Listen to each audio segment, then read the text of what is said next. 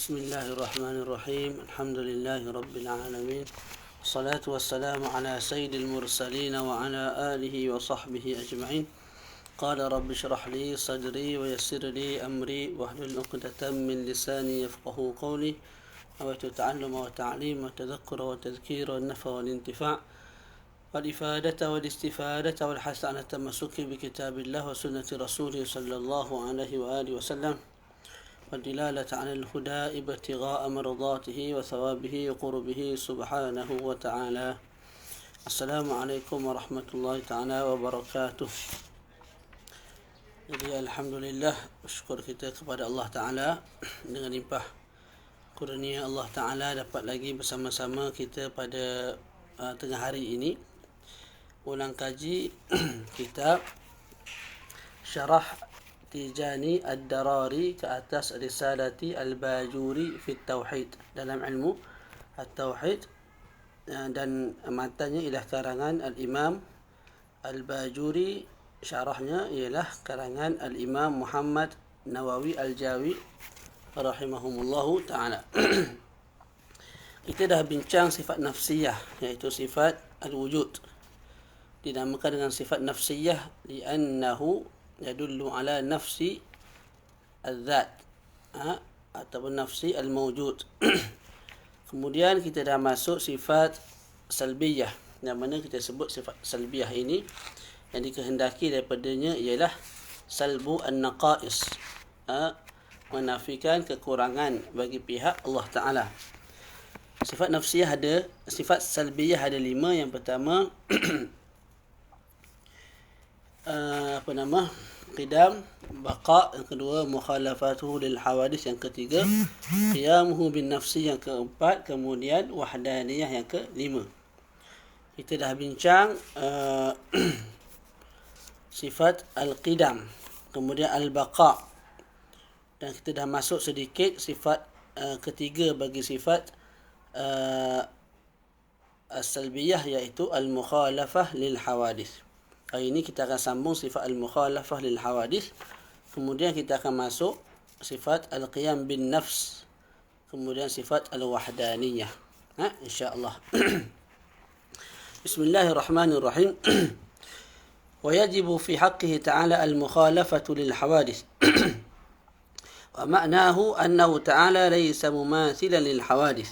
Itu telah kita baca. Dan wajib bagi hak Allah Ta'ala itu bersalahan dengan perkara-perkara yang baharu. Maknanya ialah Allah Ta'ala itu tidak sama dengan makhluk. Falaysa lahu yadun. Maka bila kita sebut Allah Ta'ala itu laysa kamitslihi syai', tidak sama dengan makhluk, maka jika makhluk itu ada tangan, ada kaki, ada mata, maka Allah Ta'ala tidak ada perkara-perkara tersebut. Falaysa lahu yadun wala 'ainun wala udhunun wala ghairu dhalika min sifatil hawadith. Maka tidak ada bagi Allah Ta'ala tangan ataupun dan juga telinga, dan juga mata, dan selain daripada itu, kaki ke betis ke, tak ada. Li'annahu la yumathilu al-ajsam, kerana Allah Ta'ala tidak sama dengan jisim-jisim seperti kita. Tidak sama pada sudut apa? Allah Ta'ala tidak sama dengan jisim pada sudut takdir. Pada sudut takdir, mana qadar tertentulah. Kita ada qadar tertentu, berat tertentu. Allah Ta'ala tidak seperti itu.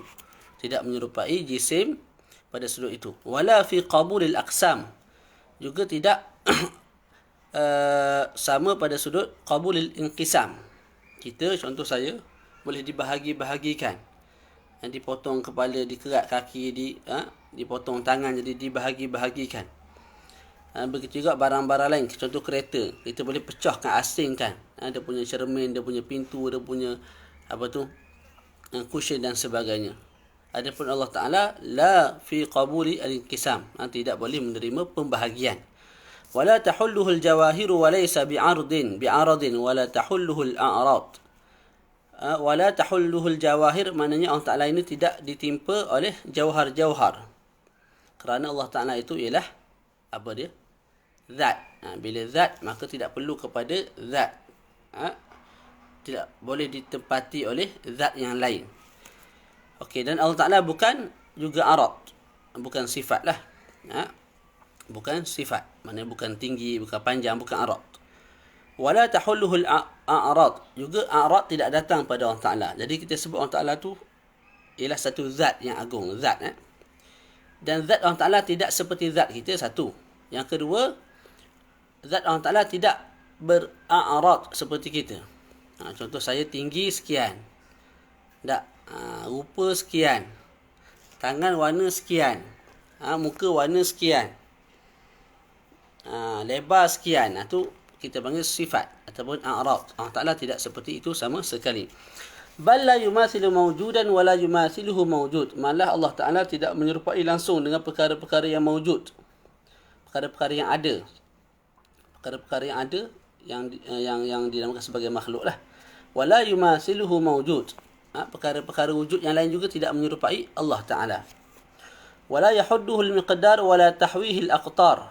Allah Ta'ala ini tidak dihadkan oleh qadar tertentu. Allah Ta'ala ni kadar sekian. Tidak. Tidak seperti kita. Kita diqadarkan dengan kadar tertentu, berat tertentu. Wala tahwihi al-aqtar. Allah Ta'ala itu tidak dihadkan oleh aqtar tertentu. Sama ada di tempat tertentu, di negara tertentu, di makan tertentu. Tidak. ولا تحيط به الجهات ولا تقتنفه الأراضون والسماوات رفيع الدرجات على كل شيء ومع ذلك هو أقرب إلى العبد من حبل الوريد وهو على كل شيء شهيد لا يماثل قربه قرب الأجسام تعالى أن يحويه مكان كما تقدس أن يحده زمان كان قبل أن يخلق الزمان والمكان وهو الآن على ما عليه kan. Jadi Allah Ta'ala tidak diliputi oleh jihah, oleh arah. Dan Allah Ta'ala itu rafi'un darajat, tinggi darajatnya. Tinggi darajat, bukan tinggi tempat. Sebab Allah Ta'ala tidak duduk di tempat, tidak perlu kepada tempat. Dalam masa yang sama Allah Ta'ala itu dekat dengan kita lebih daripada hablul warid, lebih daripada urat berurat yang ada pada tubuh badan kita. La yumathilu qurbuhu qurbal ajsam. Tapi dekat Allah Ta'ala dengan kita bukan seperti dekat jisim dengan jisim. Saya dekat dengan isteri saya, dekat dengan anak saya. Maknanya saya duduk dengan dia tu tak jauh. Tak, ataupun mungkin bersentuh. Bahu saya dengan bahu anak saya, dekat lah tu. Tak, bahu saya dengan bahu ayah saya, dekat. Jisim dengan jisim, itu dia panggil dekat. Kalau saya duduk sini, seorang duduk Selangor tu jauh. Tapi dekat Allah Ta'ala dengan hambanya yang disebut dalam Quran lebih dekat daripada hablul warid, iaitu urat berurat. Maknanya dekat pada sudut inayah, penjagaan Allah. Sudut dekat pada sudut Allah Ta'ala memerhatikan kita itu. Bukan makna Allah Ta'ala dekat yang kita dekat berbentuk jisim. Ni Allah Ta'ala boleh sentuh. Ni. Nanti banyak Allah Ta'ala dekat dengan saya satu dah, dekat dengan makhluk lain, dengan ayah saya, dengan pak saudara saya, dengan mak cik saya. Tak. Jadi kalau dekat dalam bentuk jisim, akan jadi berbilang-bilang Tuhan tu. Berbilang-bilang Tuhan tu. Okey, selesai kat situ. Wadidduha al-mumathalatu wadidduha al-mumathalah. Wad-dalilu ala dhalik ay mukhalafatihi ta'ala lil makhluqat annahu ay anna Allah لو لم يكن مخالفا للمخلوقات لكان مماثلا لها لكن مماثلته باطلة إذ لو كان مماثلا للحوادث لكان حادثا مثلها لأن جميع ما ثبت لأحد المثلين يثبت للآخر ولكن هو أي كونه حادثا محال لأنه قد قام الدليل على وجوب القدم له تعالى وحيث وجبت له المخالفة للحوادث استحال عليه ضدها. Jadi lawan kepada samanya Allah Ta'ala dengan makhluk, lawannya ialah apa dia? Sifat Allah Ta'ala al-mukhalafah lil makhluk, berbeza dengan makhluk. Tidak sama dengan makhluk. Jadi lawan dia sama dengan makhluk. Itu mustahil bagi pihak Allah Ta'ala. Wa dalilu ala zalik, dan dalil ke atas berbezanya Allah Ta'ala, tidak samanya Allah Ta'ala dengan makhluk sama sekali, ialah kita katakan annahu ay anna Allah Ta'ala law lam yakun mukhalifan, kalau duk main kalau tak, kalau Allah Ta'ala itu tidak sama dengan makhluk, kalau Allah Ta'ala itu tidak berbeza dengan makhluk semula, kalau Allah Ta'ala tidak berbeza dengan makhluk, lakana mumathilan laha, maka Allah Ta'ala akan sama dengan makhluk.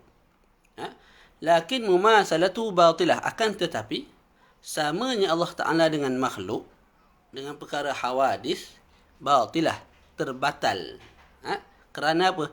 Id law kana mumathilan lil hawadis, kerana kalau Allah Ta'ala itu sama dengan makhluk, sama dengan perkara-perkara yang hadis, baharu, lakana hadisan mislaha, maka Allah Ta'ala juga akan jadi hadis, baharu seperti makhluk-makhluk yang lain. Boleh? Boleh ke tak? Lianna jami'a ma sabata li ahadil mislain yasbutu lil akhar, kerana semua perkara yang telah sabit bagi salah satu perkara yang sama, maka perkara yang sama akan tersabit bagi kawannya. Macam ni. Kita sebut tadi Allah Ta'ala itu apa dia? Bersifat dengan al-mukhalafah lil hawadis, berbeza dengan makhluk. Kerana apa Allah Ta'ala berbeza dengan makhluk? Kerana kalau Allah Ta'ala tidak berbeza dengan makhluk, nescaya Allah Ta'ala sama dengan makhluk. Akan tetapi Allah Ta'ala itu sama dengan makhluk dianggap satu perkara yang batil, mustahil. Kerana apa mustahil? Idh law kana mumathilan lil hawadis, kalau Allah Ta'ala itu sama dengan makhluk, sama dengan perkara yang hawadis, perkara yang baharu, maka Allah Ta'ala juga baharu. Kalau Allah Ta'ala sama dengan perkara yang baharu, maknanya Allah Ta'ala ada tangan, ada kaki, ada kepala, ada perut, ada darah, ada gigi, ada janggut, sama dengan makhluk, maka Allah Ta'ala sama dengan makhluk. Jadi bila makhluk tu hadis, Allah Ta'ala juga hadis, kerana kaedah menyebut li'anna jami'a ma sabata li ahadil mislaini yasbutu lil akhar. Bila kamu sebut ni sama dengan ni, iaitu Allah sama dengan makhluk, contoh Allah sama dengan Zaid, contohlah. Tak, ini bukan Allah, contoh ni supaya mudah faham. Jadi kita sebutkan ini Allah, ini apa dia? Makhluk. Tak. Bila kita sebut ni sama dengan ni, pada sudut ada tangan, ada kaki, ada tu, ada ni, maka dia akan sama pada semua sudut. Kalau ini makhluk ni, Zaid ni hadis baharu, maka Allah Ta'ala juga baharu. Walakin, akan tetapi, kaunu hadisan, keadaan Allah Ta'ala itu baharu, mustahil. Kita dah bincang dah sebelum ni. Li'annahu qad qama ad-dalilu ala wujubil qidam lahu Ta'ala. Kerana apa Allah Ta'ala itu baharu, mustahil? Kerana telah tertegaknya dalil, hujjah, mengatakan Allah Ta'ala itu wajib sedia kala. Perkara yang sedia kala ni, dia tu qadim, dia tu bukan hadis. Sebab hadis ni baru ada. Hadis ni, kakak. Senyap sikit, diam sikit. Okey. Apa tadi? Hilang dah. Mana? Walakin huwa ay kaunu hadithan muhal li'annahu qad qama ad-dalil ala wujubil qidami lahu ta'ala. Akan tetapi keadaan Allah Ta'ala itu hadis, baharu, mustahil, kerana telah tertegaknya dalil yang menunjukkan Allah Ta'ala itu wajib bersifat dengan sifat qidam, iaitu tidak ada permulaan. Dan tidak ada permulaan itu berbeza dengan hadis, iaitu baharu. Kerana baharu maknanya ialah daripada tidak ada baru ada. Wa haitsu wajabat lahul mukhalafatu lil hawadith, bila dah tersabit bagi Allah Ta'ala berbeza dengan makhluk, maka mustahil bagi Allah Ta'ala lawan sifat tersebut, iaitu sama dengan makhluk. Okey. Kakak, mana? Pergi itu dulu. Kakak, kawan kakak tu mak dia panggil tu. Lama dah main tu. Nanti mak dia marah. Balik dulu. Petang sekarang pula main. Tengah hari dah ni. Pergi balik dulu. Okey. Wa suwarul mumatsalati 10. Dan gambaran persamaan ataupun mumatsalah ada 10. Dan semua ini dianggap sebagai mustahil bagi pihak Allah Ta'ala. Yang pertama, ayakuna Allahu jirman sawa'un kana murakkaban wa yusamma hina idzin jisman aw ghairu murakkabin wa yusamma hina idzin jawharan farda. Itu yang pertama. Ya? Allah Ta'ala itu jirim. Itu mustahil bagi Allah Ta'ala. Jirim pula ada dua. Sama ada jirmun murakkab, jirim yang tersusun, dinamakan sebagai jismun. Dinamakan sebagai jismun. Macam saja ni, jismun. Sebab apa? Terdiri daripada jirim-jirim yang tersusun. Tu. Iaitu, contoh kepala, tangan, kaki ni disusun, jadilah satu jismun. Jadi asalnya jirim. Kita kumpul, jadilah jismun. Itu kita panggil apa? Apa nama tadi? Jismun lah.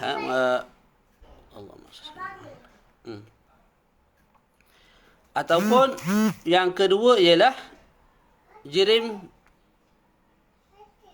Saya tak boleh sebenarnya bunyi bising sikit, tak boleh. Dia hilang fokus. Kakak, suruh kawan kakak tu balik dulu. Tengah hari dah. Tadi dah main lama dah. Kakak balik dulu kakak. Petang kan kita main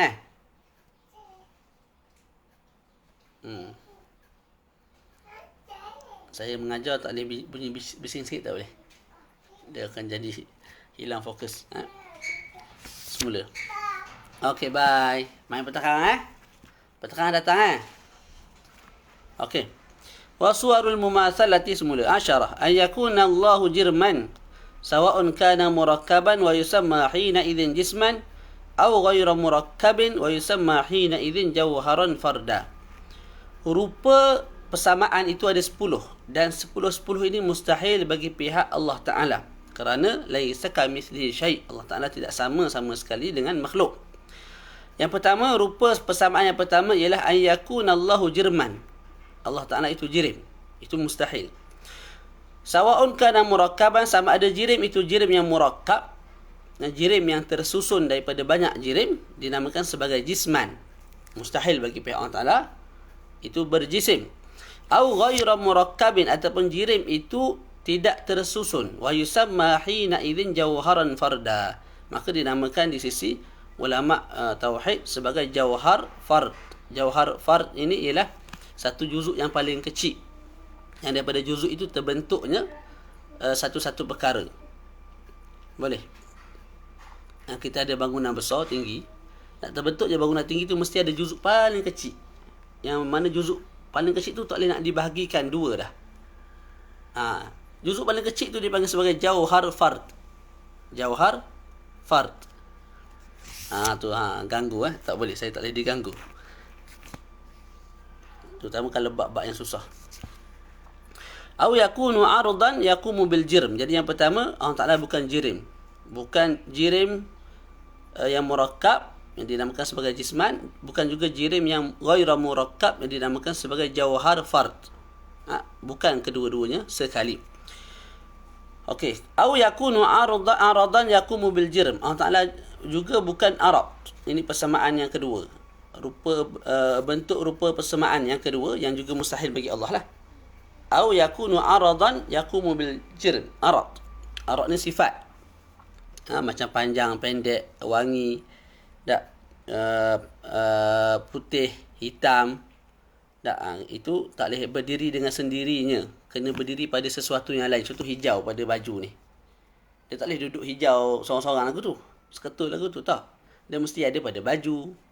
Pada contoh kopiah, pada ridak. Ni putih ni. Ni putih ni. Tak boleh duduk sorang-sorang. Putih dengan hitam. Berduduk sedang bersembang, tak boleh.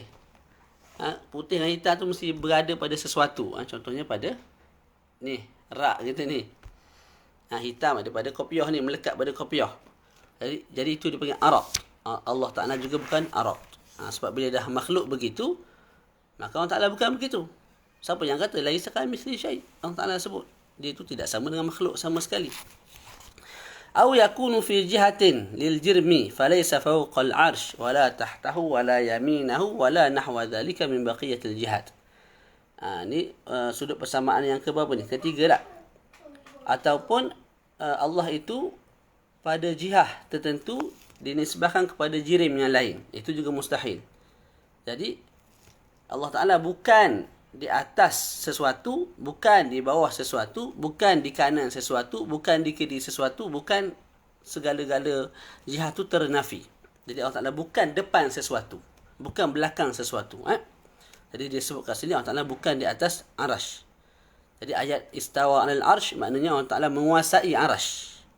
Dan arash ini makhluk yang sangat agung, sangat besar.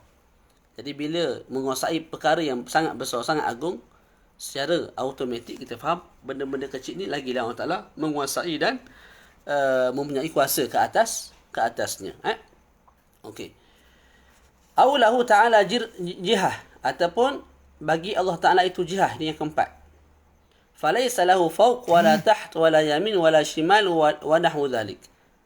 Okey. Tadi Allah Ta'ala itu tidak berjihah, nisbah kepada perkara lain. Maknanya Allah Ta'ala tidak duduk di depan arash, tidak duduk di belakang arash, tidak duduk di atas arash. Jadi di atas arash, di bawah arash, di tepi arash, nisbah kepada arash itu sendirilah. Yang seterusnya ni disebut aulahu jihah. Allah Ta'ala juga tidak ada jihah. Macam kita ada jihah, kepala atas. Apa tu? Mata bawah kepala, perut duduk tengah-tengah. Tak? Ni kanan nisbah kepada ni. Ni kiri nisbah kepada ni. Betul tak? Allah Ta'ala tidak begitu. Tidak begitu. Au yahullu fi makan. Allah Ta'ala juga tidak yahullu fi makan, tidak mengambil tempat. Tidak duduk mengambil tempat seperti kita. Au yataqayyad bi zaman bihaitsu takunu harakatul falak muntabiqatan alaih. Au yakirru alaihi al-jadidan al-lail wan nahar. Allah Ta'ala tidak mengambil tempat. Juga Allah Ta'ala tidak terikat dengan zaman. Kita terikat dengan zaman. Nak jumpa pukul berapa terikat dengan zaman. Hidup pun daripada satu waktu kepada satu waktu tertentu. Tak? Dunia ni pun terikat dengan zaman sampai masa dia musnah. Allah Ta'ala tidak terikat dengan zaman. Siang malam tu nisbah kepada kita. Bukan nisbah kepada Allah Ta'ala. Jadi makna tidak Allah Ta'ala itu yataqayyad bi zaman. Bukan makna Allah Ta'ala tidak ada pada setiap zaman, tak. Allah Ta'ala ada pada setiap zaman. Sekarang ni Allah Ta'ala ada, semalam ada, kemarin ada, sebelum tu lagi ada. Sebab Allah Ta'ala ni mawjud, ada. Sebelum ada kita dia dah ada, Azza wa Jal. Tidak ada kita dia masih kekal ada, baqa'. Tak, jadi maksud yataqayyad bi zaman ni Allah Ta'ala tidak yataqayyad bi zaman, tidak diliputi oleh zaman, tidak diikat oleh zaman macam saya terang tadi lah. Berbeza dengan kita. Jangan kita faham Allah Ta'ala tidak terikat dengan zaman, maknanya Allah Ta'ala tidak ada pada setiap zaman. Akhir sekali menatijahkan Tuhan tidak ada. Dan Asy'ariyah menyembah Tuhan yang tidak ada. Tidaklah, bukan faham begitu. Salah kefahaman yang begitu, salah. Baca. Au tattasifu dhatul aliyah bil hawadith. Ini yang keberapa ni? Saya bilang 1, 2, 3, 4, 5, 6. 6 dah ni. Tadi dia sebut tadi gambaran persamaan ada 10. Semua tu mustahil bagi Allah. Sekarang dah 6. Yang ketujuh, au tattasifu dhatul aliyah bil hawadith kal qudrah al hadithah wal iradah al hadithah wal harakah aw as sukun wal bayad aw as sawad wa nahwi dhalik, au tattasifu dhatuhu bis sighar aw al kibar bi makna kathir al ajza'.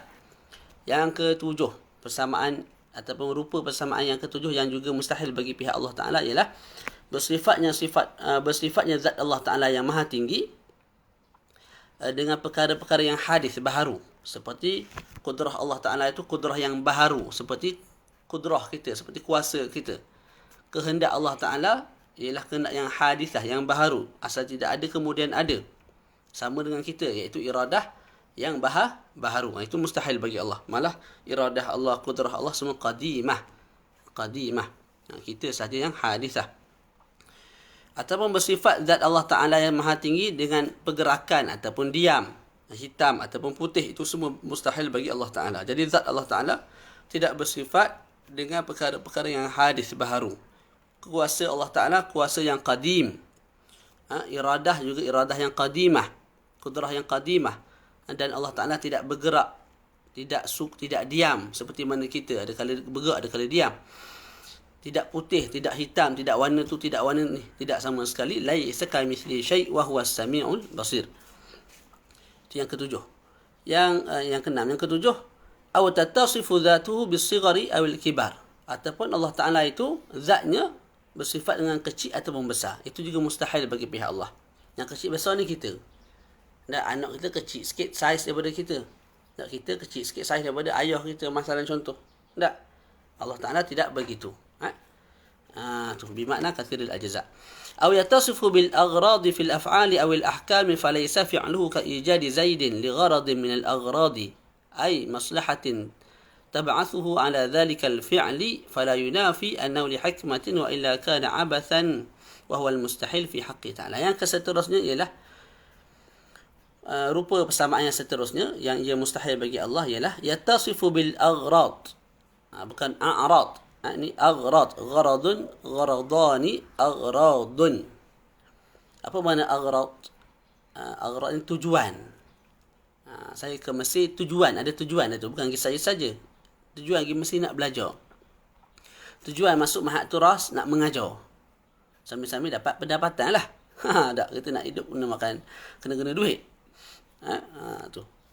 Kemudian apa dia? Kita kahwin. Ada tujuan dia? Ke saya saja kahwin? Awak kahwin saja nak kahwin? Bosan-bosan duduk saja kahwin?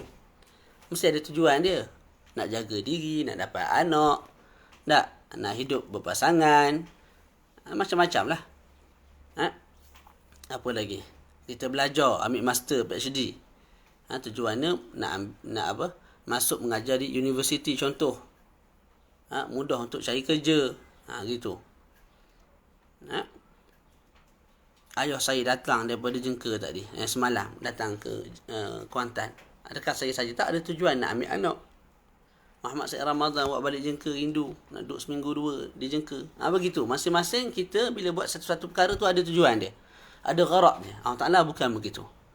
Perbuatan Allah Ta'ala, hukum hakam yang Allah Ta'ala turunkan tidak berkait dengan sebarang gharad, sebarang maslahah. Faham tak? Allah Ta'ala wajibkan salat. Adakah tujuannya nak bagi Allah Ta'ala tu makin hebat, makin kuasa, tak, makin power? Tak ada. Tu. Allah Ta'ala haramkan zina. Adakah ada tujuan tertentu? Ahdaf, betul. Yang Allah Ta'ala nak capai daripada pengharaman zina? Tak ada. Untuk maslahat diri dia tak ada. Apa dia? Ambil air susu. Ambil cawan sekali. Anak saya nak minum susu. Tujuannya nak bagi hilang dahaga. Tak. Allah Ta'ala bila buat sesuatu bagi rezeki ke, tarik nikmat ke, uji kita dengan kemalangan ke, dengan tu, dengan ni, semua sekali tu tidak ada maslahat yang Allah Ta'ala nak. Tidak ada ahdaf, tujuan yang Allah Ta'ala nak untuk diri dia sendiri. Tapi tidak dinafikan ada hikmah. Kena beza dua tu. Hikmah satu perkara, maslahat satu perkara. Maslahat ni kembali kepada diri kita sendiri. Kita makan supaya kita kenyang.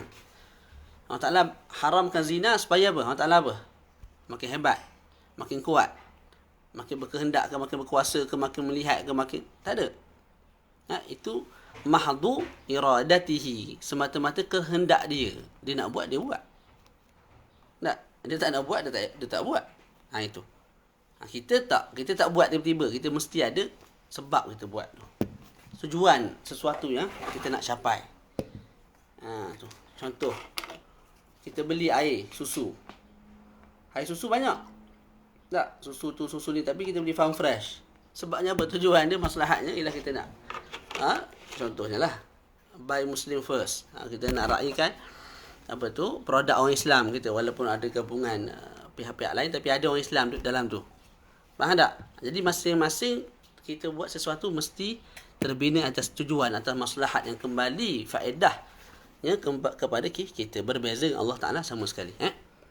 Allah Ta'ala hukum hakam yang ditetapkan, haram ke halal ke, tak, perbuatan yang dia buat, cipta Zaid, cipta Salah, cipta orang tu, cipta orang ni, matikan orang tu, jadikan negara ni berperang dengan negara ni, semua tu tidak ada maslahat yang Allah Ta'ala nak capai. Tak. Ada hikmah? Ya, ada hikmah. Hikmah memang ada. Sama ada kita tahu ataupun tak, hikmah ada. Kalau tak, Allah Ta'ala buat satu perkara yang sia-sia lah. Kalau tak ada sebarang hikmah tu sia-sia. Dan Allah Ta'ala tu suci daripada bersifat dengan sifat sia-sia. Boleh? Tu. Dan antara hikmah Allah Ta'ala jadikan peperangan antara umat Islam dengan negara-negara kufar dan sebagainya tu, itu tujuannya Allah Ta'ala nak umat dia kembali semula kepada lah, kepada Allah Ta'ala. Kembali bertaubat, kembali meninggalkan dosa. Itu. Okey, selesai. Walaysa hukmuhu ka ijabis salah alaina li gharadin min al-aghradi aw maslahatin tab'athuhu ala dhalika al-hukmi kama mar. Jadi tidaklah hukum Allah Ta'ala seperti Allah Ta'ala mewajibkan sembahyang ke atas kita untuk tujuan tertentu, tidak. Untuk maslahat tertentu, untuk ahdaf tertentu, tidak. Fakullun min hadhihi suwari al-asharati mustahilu fi haqqi Ta'ala. Jadi 10 gambaran ini mustahil bagi Allah Ta'ala. Kita bilang satu-satu semula. Jadi rupa gambaran gambaran persamaan itu ada 10. Yang pertama, Allah Ta'ala tu jirim. Itu mustahil bagi Allah. Yang kedua, Allah Ta'ala tu arad, sifat, mustahil juga bagi pihak Allah. Yang ketiga, Allah Ta'ala itu berada pada jihah, pada arah nisbah kepada benda lain. Itu juga mustahil bagi Allah. Yang keempat, bagi Allah Ta'ala itu sendiri ada jihah, macam kita, kepala ke atas. Tak, bukan nisbah kepada Zaid, Muhammad, saya di depan Muhammad, bukan. Saya sendiri ni, zat saya ni, ada atas, ada bawah. Ni atas, kepala duduk atas, kaki duduk bawah, perut duduk tengah, ni duduk kanan, ni duduk kiri, tak? Itu juga mustahil bagi Allah Ta'ala. Berapa dah? 1, 2, 3, 4. Allah Ta'ala juga tidak perlu kepada makan, tidak duduk, tidak bertempat, juga tidak terikat dengan zaman seperti kita. Zat Allah Ta'ala juga tidak bersifat dengan perkara-perkara yang baharu, seperti bersifat dengan kudrah yang baharu, iradah yang baharu, ataupun bergerak, duduk, diam, putih, hitam, tu semua Allah Ta'ala tidak bersifat dengan perkara tersebut. Ataupun zat Allah Ta'ala ini bersifat dengan apa? Kecil ataupun besar, juga mustahil bagi Allah. Baru 8 ni. Yang ke-9, betul, perbuatan Allah, itu yang ke-9. Yang ke-10, hukum hakam Allah. Perbuatan dan hukum hakam Allah bukan untuk gharad, tujuan sesuatu. Kalau tak, Allah Ta'ala ni lemah. Allah Ta'ala wajib, Allah Ta'ala perlu untuk wajibkan salat untuk mendapatkan kesempurnaan bagi pihak dia. Jadi asalnya lemah lah, ada kekurangan, kena wajibkan dulu salat, barulah kembali hebat, kembali kuat, kembali sempurna. Kalau lemah tak ada jadi Tuhan lah. Faham tak? Jadi faham dengan baik. Terus kita baca sikit lagi.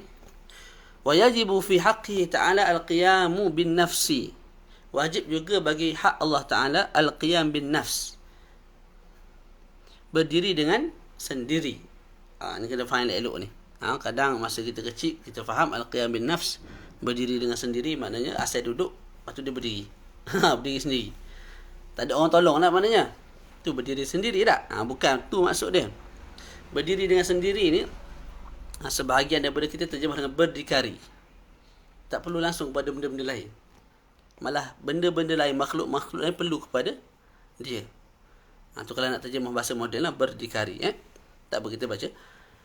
Wa yajibu fi haqqi ta'ala al-qiyamu bin nafsi wa ma'nahu mufassarun bi amrain.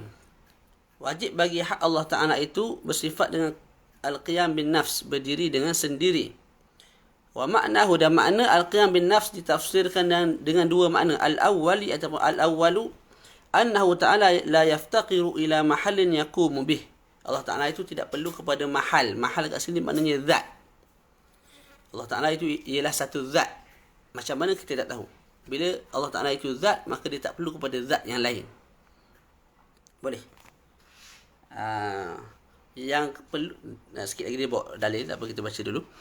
Wasani, makna kedua bagi al-qiyam bin nafs ialah annahu ta'ala la yahtaju ila mukhassis ay mujidin. Makna kedua bagi al-qiyam bin nafs ialah Allah Ta'ala tak perlu kepada mukhassis. Mukhassis ni maknanya satu zat yang menjadikan dia. Allah Ta'ala ada tanpa permulaan. Jadi tidak perlu kepada satu zat yang menjadikan dia, yang mengeluarkan dia daripada alam tidak ada kepada alam ada. Tak perlu. Wa hadha tsani wa in kana yastaghni anhu bil qidam la yakfi fihi al-istighna' li'anna khatar al-jahli fi hadha al-fanni 'azim fala budda fihi min at-tasrih bil aqaid. Dan disebut kat sini tafsir yang kedua bagi al-qiyam bin nafs telah difahami daripada bab al-qidam. Bila kita sebut Allah Ta'ala tu qadim, bila kita sebut Allah Ta'ala tu qadim, iaitu sedia kala, tidak ada permulaan baginya. Bila tidak ada permulaan bagi wujudnya, secara automatik kita faham tidak ada satu zat lain yang menjadikan dia. Sebab kalau ada zat lain yang menjadikan dia, dia tidak akan jadi qadim. Dia akan jadi tidak ada kemudian ada. Sedangkan Allah Ta'ala tu qadim, sedia kala, sedia ada, tidak perlu kepada pencipta lain. Jadinya Allah Ta'ala ini tak perlu kepada satu zat yang menjadikan dia, telah difahami daripada bab qidam lagi dah. Cuma disebut juga kali kedua di sini kerana apa? Lianna khatar al-jahli fi hadzal fanni azim. Kerana bahaya kejahilan dalam ilmu ini, iaitu ilmu tauhid ini sangat besar. Bahaya itu sangat besar. Ilmu akidah, ilmu pegangan. Dia akan merosakkan iman. Maka nak tak nak mesti ditafsirkan kali kedua, kali ketiga, begitu. Jadi walaupun telah difahami secara mungkin tidak jelas daripada bab al-qidam, dijelaskan kali kedua di sini al-qiyam bin nafs, makna keduanya ialah Allah Ta'ala tak perlu kepada makhluk, tak perlu kepada satu zat yang menciptakan dia azza wa jal. Okey. Wa didduhu al-ihtiyaju ila al-mahalli wal mukhassis wad dalilu ala dhalika ay القيام بالنفس أنه لو احتاج إلى محل أي ذات يقوم بها لكان صفة، أي لأنه لا يحتاج إلى محل يقوم به إلا الصفة، إذ الذات لا تحتاج إلى ذات تقوم بها، فكون صفة محال، إذ لو كان صفة لم يتصف بصفات المعاني ولا المعنوية.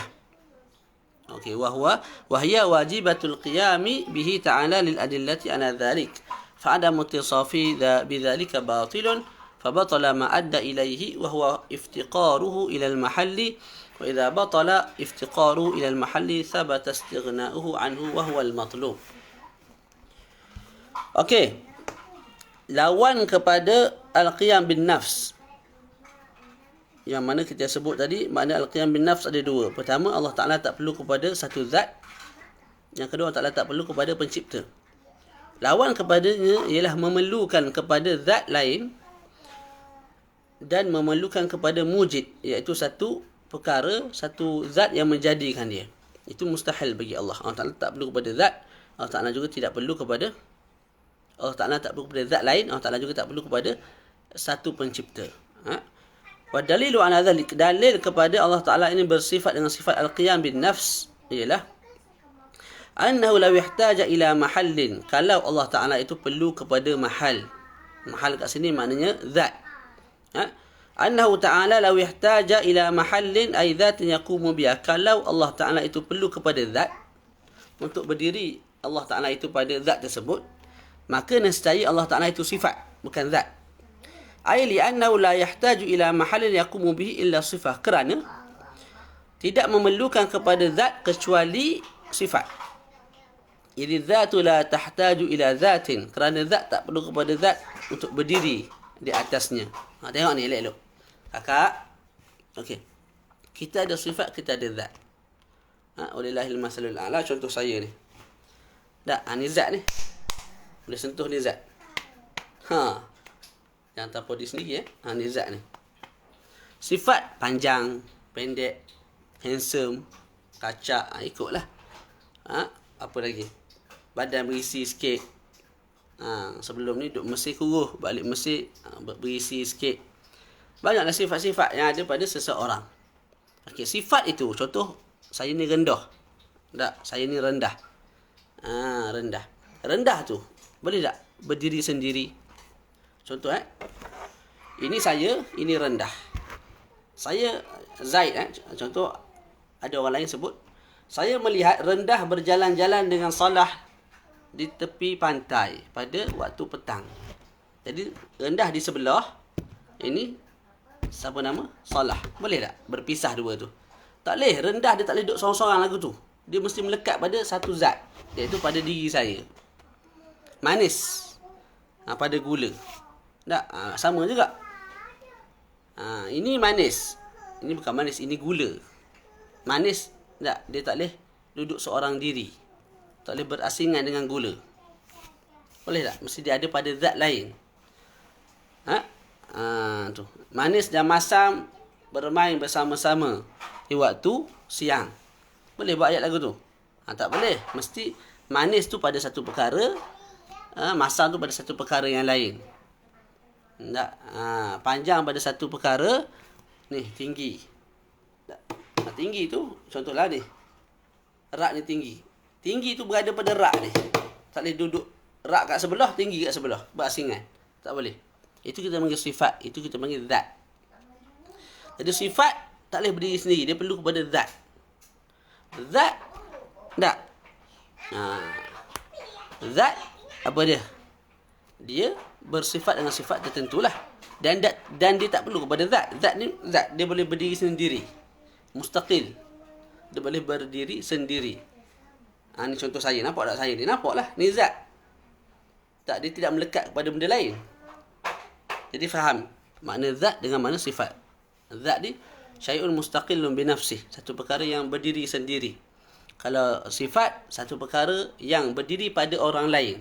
Macam panjang, rendah, tinggi, handsome, manis, masam dan sebagainya. Okey. Jadinya kita faham begitu, sebab kita faham begitu, kita katakan Allah Ta'ala ni zat. Allah Ta'ala ni satu zat.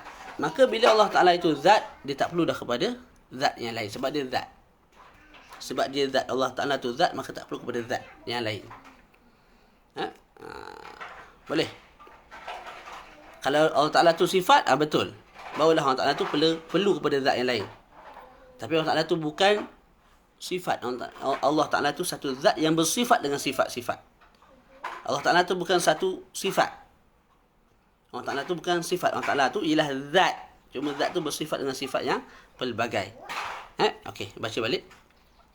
Adidduhu al-ihtiyaju ila al-mahalli wal-mukhassis wad-dalilu ala dhalika ay al-qiyam bin nafs. Lawan kepada al-qiyam bin nafs ialah perlunya Allah Ta'ala kepada mahali, iaitu kepada zat, dan juga kepada mukhassis, pencipta.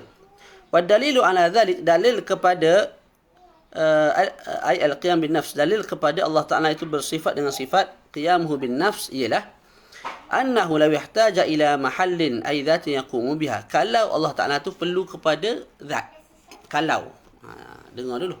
Kalau Allah Ta'ala tu perlu kepada zat, maka nescaya Allah Ta'ala tu sifat. Kita sebut dah tadi. Yang perlu kepada zat hanya sifat. Panjang, pendek, tak boleh duduk sendiri. Dia mesti ada pada seseorang. Mesti ada pada dinding tinggi. Bangunan tinggi. Tak boleh tinggi seorang-seorang lagu tu, bangunan duduk sebelah. Tak boleh. Tinggi tu mesti duduk pada bangunan tu, duduk pada orang, duduk pada rak dan sebagainya. Jadi kalau Allah Ta'ala itu perlu kepada zat, nescaya Allah Ta'ala itu sifat. Ay li'annahu la yahtaju ila mahallin yaqumu bihi ila sifah. Kerana apa kita sebut begitu? Kerana tidak perlu kepada zat untuk berdiri kecuali sifat. Sifat sahaja yang perlu kepada zat untuk berdiri. Idz zatu la yahtaju ila zatin taqumu biha. Kerana zat tak perlu kepada zat untuk dia berdiri. Wa kaunuhu sifatan muhal. Dan keadaan Allah Ta'ala tu sifat mustahil. Muhal, mustahil. Kerana apa mustahil? Kerana apa kita sebut kalau Allah Ta'ala tu sifat, ianya dianggap sebagai satu perkara mustahil. Idz law kana sifatan lam yattasif bi sifatil ma'ani. Kalau Allah Ta'ala tu sifat, maka Allah Ta'ala tidak akan bersifat dengan sifat-sifat ma'ani dan juga sifat-sifat maknawiyah. Kerana sifat tidak bersifat dengan sifat. Yang bersifat dengan sifat ialah zat. Saya zat, saya bersifat dengan panjang, pendek. Kalau saya ni satu sifat, maka sifat itu tidak bersifat dengan sifat yang lain. Boleh. Jadi keadaan Allah Ta'ala itu sifat mustahil. Kerana kalau kita sebut Allah Ta'ala itu sifat, nescaya Allah Ta'ala tidak akan bersifat dengan sifat-sifat ma'ani, yang seperti qudrah, iradah, kalam dan sebagainya. Begitu juga sifat maknawiyah, kaunuhu tu. Wahiyya wajibatul qiyam bihi ta'ala. Sedangkan Allah Ta'ala itu bersifat dengan sifat ma'ani, sifat maknawiyah, merupakan satu perkara yang wajib bagi hak Allah Ta'ala. Kerana apa? Lil adillati ala dhalik. Kerana ada dalil yang menunjukkan ke atas perkara tersebut. Fa'adamu tisafihi bidhalika batilun. Maka tidak bersifatnya Allah Ta'ala dengan sifat-sifat ma'ani, juga tidak bersifatnya Allah Ta'ala dengan sifat-sifat maknawiyah, batilun, terbatal.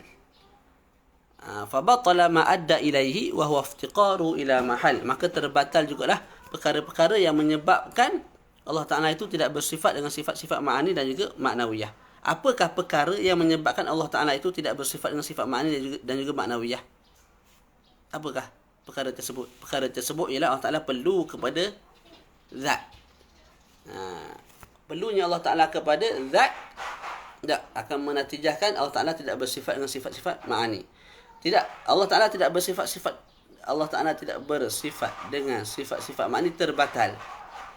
Maka bila terbatal, hujung yang depan juga perkara yang menyumbang kepada perkara yang batil juga batil, terbatal. Wa idza batala iftiqaruhu ila al-mahal. Ni mengaji akidah style Asy'ariyah gitulah. Ada orang kata susah betul akidah ni. Dia tak susah sebenarnya, untuk sekadar pegangan dalam hati, tak susah. Kita ngajar ni untuk kita lebih mantap, lebih faham dengan baik. Kalau kita nak bagi pegangan pada orang Islam, macam saya terang pada awal kuliah ni, kita baca Aqidatul Awam 3 jam, selesai. Orang dah pegang molek tu, selesai dah. Akidah dia dah okey. Tak? Ataupun dalam seminggu belajar, okey dah. Tak susah. Tak, yang ni kita nak ajar ni supaya kalau ada orang bawa perkara-perkara yang pelik-pelik, perkara yang syubhat, kita boleh tolak perkara tu. Sebab apa? Kita dah belajar secara mantap, secara teliti, akidah yang sebenar. Tapi untuk sekadar pegangan seseorang, tak perlu pun belajar sampai 5-6 tahun nak selesaikan fardu ain, tak. Sebab tu Habib Ali Bakir dia sebut perkara ni. Dan ini perlu diterangkan supaya orang tak ingat mazhab Asy'ariyah ni satu mazhab yang sangat sukar. Sekadar untuk pegangan di hati, ambil kitab Aqidatul Awam ke Tauhid yang ringkas tu, baca, sampaikan kepada orang Islam. Maknanya begini secara ringkas. Selesai. Sejam 2 jam habis lah. Yang kita buat ni apa? Yang kita buat ni dah susun dalil. Kalau tu. Tak, dia tersabit, dia berkait dengan ilmu apa tu, mantik pula dah. Boleh? Tu. Jadi tak susah pun akidah ahli sunnah ni. Takut salah faham lah. Okey. Walau yahtaja wa idza batala iftiqaruhu ila al-mahal thabata istighnahu anhu wa huwa al-matlub. Bila terbatalnya perlunya Allah Ta'ala kepada zat, maka tersabitlah Allah Ta'ala itu kaya daripada perlu kepada zat. Maknanya Allah Ta'ala tak perlu kepada zat, taqumu biha, kerana Allah itu sendiri ialah zat yang sangat agung dan tinggi. Okey. Itu dalil kepada Allah Ta'ala bersifat dengan sifat al-qiyam bin nafs dengan makna pertama, iaitu Allah Ta'ala tak perlu kepada zat. Okay, dalil Allah Ta'ala bersifat dengan sifat al-qiyam bin nafs dengan makna kedua, iaitu Allah Ta'ala tak perlu kepada mukhassis, iaitu mujid, ialah kita baca walau yahtaja ila mukhassisin ay mujidin yujiduhu lakana hadithan li'annahu la yahtaju ila dhalika illa al-hadith idh al-qadimu la yahtaju lahu وكونه حادثا محال لأنه قد سبق وجوب وجوده وقدمه وبقائه ذاتا وصفات. Dan kalau kita sebut dan kalau, bukan kita betul-betul isbatkan Allah Ta'ala tu perlu kepada pencipta, Allah Ta'ala tu berjirim, tak, kita tak sebut begitu. Kita sebut kalau tak. Tujuan kita sebut kalau tu ni dalam akidah, dalam mantik adalah ni perbahasan qiyas tu. Untuk apa? Kita isbatkan satu perkara yang sempurna bagi Allah Ta'ala. Bukan niat kita nak mempelekeh Allah Ta'ala, tidak. Na'udzubillah lah. Walau yahtaja ila mukhassis ay mujidin yujiduhu, kalau Allah Ta'ala itu perlu kepada mukhassis, iaitu satu zat yang menciptakan dia, yang menjadikan dia daripada tidak ada kepada ada, lakana hadisan, maka Allah Ta'ala akan jadi satu zat yang baharu. Sebab apa? Sebab baharu ni kita sebut daripada tidak ada kepada ada. Jadi Allah Ta'ala begitu, daripada tidak ada jadi ada. Sebab apa? Ada satu zat yang menjadikan dia.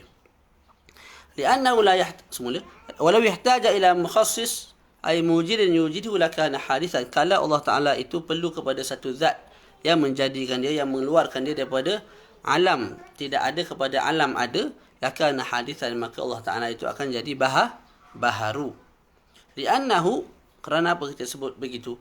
Li'annahu la yahtaju ila dhalik illa al-hadith.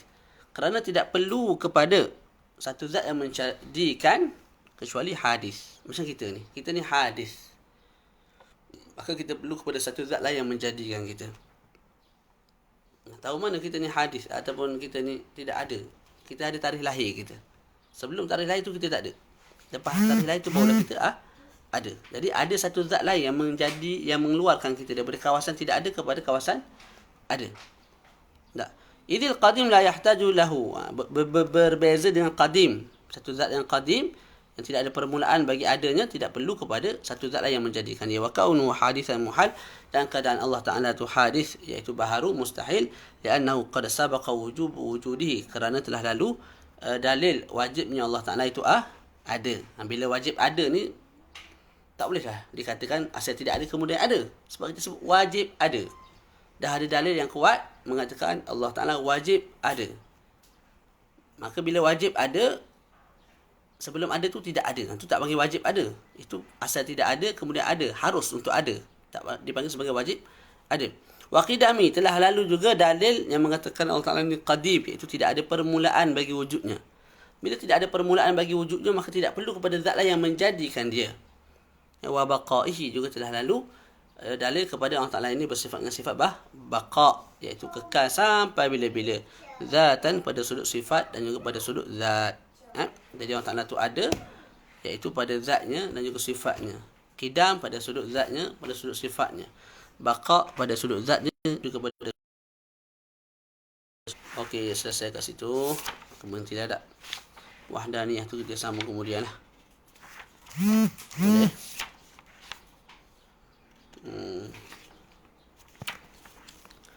Kita berhenti sekadar itu insyaAllah. Ni kalau kita balas WhatsApp, dia mati tak live ni? Takut mati live ni. Tak apalah, kita berhenti dululah. Jadi insyaAllah pada waktu akan datang kita akan baca sifat seterusnya, ilah al-wahdaniyah, sifat tunggalnya Allah. Ini dibincangkan sangat luas. Tunggal pada sudut zat, tunggal pada sudut sifat, tunggal pada sudut af'al. Kemudian akan dibincangkan sedikit tentang mazhab af'alul ibad. Ada manusia yang beriktikad air ini yang mengenyangkan. Minum air mesti kenyang. Kalau tak kenyang, apa tu orang panggil? Itulah, ada pendapat yang mengatakan air ini mengenyangkan. Ada pendapat yang mengatakan air ini bukan mengenyangkan. Yang mengenyangkan ialah Allah. Dan sebagainya, itu kita akan bincang pada masa atau pada kelas akan datang lah. Jadi boleh jadi kelas akan datang ni satu je kita baca sifat al-wahdaniyah, kerana dia agak panjang. Jadi cukup sekadar tu. Wa sallallahu ala sayyidina Muhammad wa ala alihi wa sahbihi wa baraka wa sallam. Alhamdulillahi rabbil alamin.